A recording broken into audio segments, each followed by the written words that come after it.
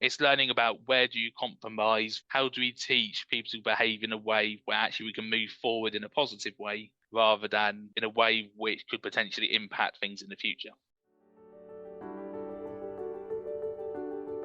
G'day, I'm Debra Caldow. Welcome to the Red Giraffe Solutions Expanding Worlds podcast, where we aim to support you as you help your young person with additional needs plan for their future, a future where they're safe, secure, and live a rewarding and fulfilling life. From around the world, I share stories and I share solutions from people making this possible right now. I'm a parent of a young person with additional needs, so I understand the challenges. Many of the people I've interviewed on this podcast have already helped me design a better future for my daughter, and I hope that they might help you as well to imagine what's possible for your young person. This podcast is made possible by Red Giraffe Solutions, which is a project I'm proud to be part of, supporting families to build a better future for their children.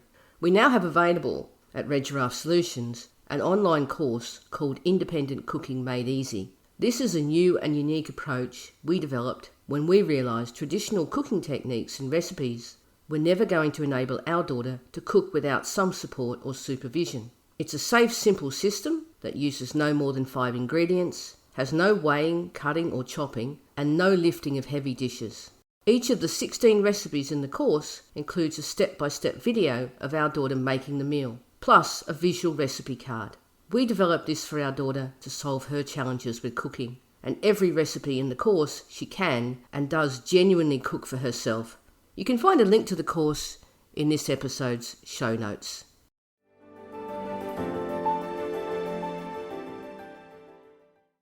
If there's one thing I've learnt over the 200 plus episodes of the podcast, is that each of us have unique stories to share, even if we're often heading in the same general direction.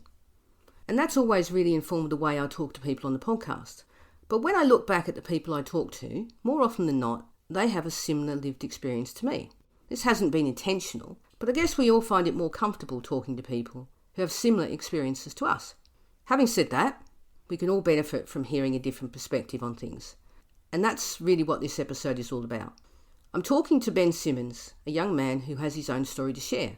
In fact, I don't really want to say much more than that to introduce him, because the real value in this episode is listening to him talk about his journey. So let's hear from Ben.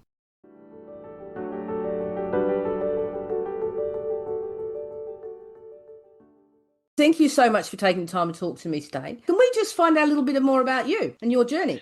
Well, first of all, thank you for having me on. So I'm 28 years old and I was diagnosed with high-functioning autism when I was 3 and was part of a SEND school, starting was at reception age up to, it would have been year 4, so was it 9 or 10 before moving into mainstream. So I was nonverbal, so I didn't speak till I was 5. Yeah, which was kind of an interesting experience at the time because I was told, or my parents were told from a very early age to not necessarily expect much from an education perspective. But then I did a degree in agriculture, and so career-wise ended up going from kind of school, doing agricultural kind of education, then worked on a few farms, and then kind of transitioned from that into exotic butterflies, which weirdly my uncle supplies about 90% of Europe. So if you ever go to like a botanical gardens, then chances are when they have like a special butterfly day, he's the person who actually sends the cocoons in the post. And so I went from that and looking at, okay, I'm quite good at being able to talk about autism. How can I use that more? And one of the weird ways I've found I've been using that quite a bit is since I finished doing my degree, I started teaching sword fighting. So I've been teaching that about 5 years or so. Quite a lot of the people who turn up have some kind of neurodiversity, which has been an interesting one across all kind of my jobs where along the lines having, autism myself, I've been actually able to help out other people who also have a disability. Can I just explore one of the things you just said about you were diagnosed with high functioning autism, but then they said that you wouldn't be able to do a lot. That doesn't seem to make any sense to me, at least intuitively. And is that a problem with the way that term is used? Yeah, no, good question. So one thing to consider is, so when I was in education, you may come across disability models where you have like the medical model, which looks at, okay, the problems which we're having with to do with disability stuff, actually that's to do with the person. But then we have like the social model, which starts saying, actually, maybe it's not the person, but actually it's just the environment they're in. And if we can take those barriers away, that could lead to potential success.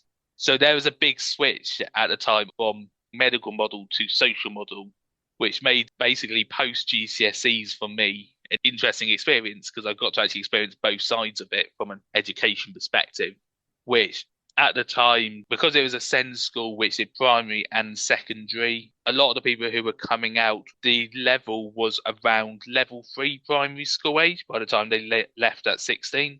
It was preparing the expectations just for my parents at the time of saying, okay, it's highly likely, not to say that is going to be definitely the case, because what ended up happening when I was at this SEND school, then they were actually really super supportive. And when they realised, oh, actually, he does have the ability to do quite a lot more kind of thing academically, they encouraged me in that transition of going from SEND school into mainstream. With the high kind of functioning bit of it, then it's kind of an interesting one because obviously autism is a spectrum, and you have those kind of more kind of Tanner side of things where there tends to be a lot more associated with learning difficulties. Then you kind of got the complete other side of things where suddenly you start getting people who have savant syndrome. But at the same time, I might score, if it was out of 10, I would score 10 points for problem solving, but my organisation could be completely out the window and I score a 1. So the high functioning bit of it is just to say the spikes are high in some bits, but that's not to say my whole life is a high kind of spike, as it were. Back when I did start school, I wasn't speaking. So before my autism diagnosis, there was actually a big thought that I was actually deaf instead. Because literally, if someone communicated to me or made a loud noise behind my ear, I just wouldn't respond at all. It turned out actually I was really super sensitive to sounds. But what I used to do was sometimes I would listen to the blood flow in my ear, which makes a constant kind of droning sound. Which is it better to have sudden expectations of a sound happening at once, or have a consistent sound which can actually block out some of that kind of loudness?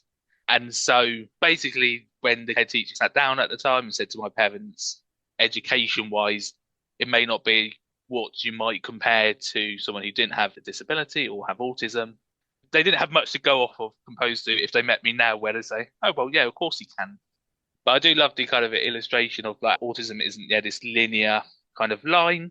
So the best way to describe it probably would be, you can get like tie-dye t-shirts. Sometimes you see like ones which have got bits of blue, bits of pink, bit of red, bit of green. All those t-shirts, like if you were making them, they would all still be different in terms of where those patterns would be.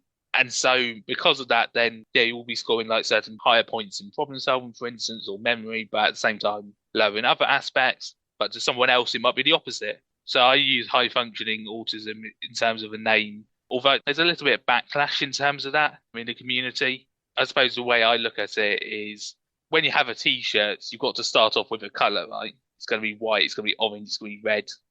And the high functioning bit for me is to say, okay, this is an orange t-shirt. Someone might have a green t-shirt.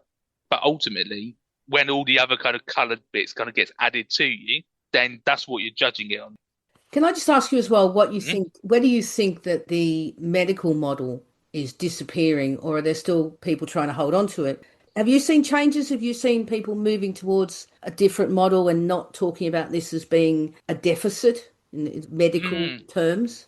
I mean, everyone has a kind of a view of, we talked about medical and social, but there's also like a charity model where you look at people with disabilities as being kind of more like victims. So there's lots of different ways of how do we actually kind of consider the people with disabilities, right? And I think there is still some aspects where the medical model kind of still exists. So I'm just thinking of, I think it was Inside Our Minds, which Chris Packham's been doing, where he's been exploring things like autism and ADHD and dyslexia. Those kind of programs, building that awareness is partly a consequence of the social model, which I think is, really fantastic.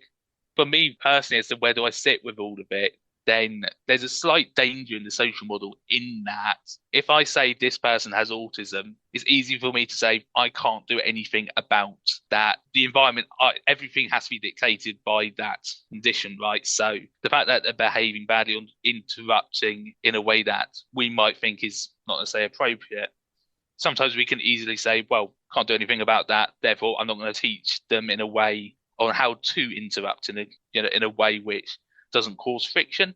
Yeah, so I'm kind of in between of it's worth acknowledging, someone has a disability and that is a factor, but at the end of the day, it doesn't completely define who I am. Like there's lots of things about me that me really liking games. There's all these different factors that make up how I behave.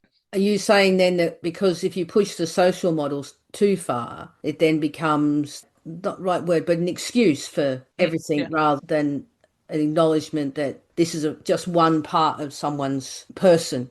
Yeah, in effect. I mean, I know a few kind of families and where that has kind of actually just been the case. This person's, snatched a toy from someone and the parents are going to said, like, they apologize to the parents for that, but they're not going to actively do something about it because, they don't have that understanding or something like that, which you can kind of like see it from their perspective. If it was purely that is what makes them up, right? Of if it's something that can't be kind of worked on, as it were, then it's easy to be caught into that. But actually, it's how do we teach things in terms of looking at all kind of social situations and such. Then when something doesn't really kind of go right, I would call those a friction point, which sometimes it might be say, hey, this isn't fair because you've been playing it for ages and now it's my turn. So it's a friction point on one person's side, but it also might be friction point on the other person's side of, well, I really like this toy, all the other toys are really not that great for me. So it's learning about where do you compromise? How do we teach people to behave in a way where actually we can move forward in a positive way rather than in a negative way or in a way which could potentially impact things in the future.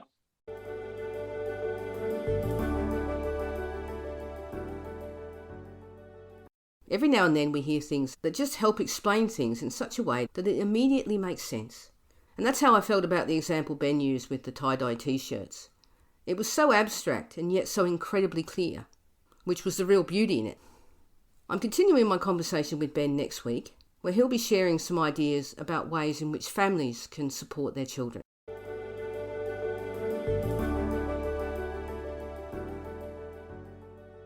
I just want to say thank you for taking the time to listen, and I hope that the stories and solutions shared on here help you as you support your young person to create their future. If you know anyone who would find the ideas useful, please share the podcast with them. To support the podcast, please consider finding out more about the Independent Cooking Made Easy online course. It's a safe, simple system that works. There are links to the course in the show notes. You can find me on Instagram and Facebook. You can also connect with me on LinkedIn at Debra Caldow. I'd love to have a conversation with you on any of the topics we all care about. Bye for now.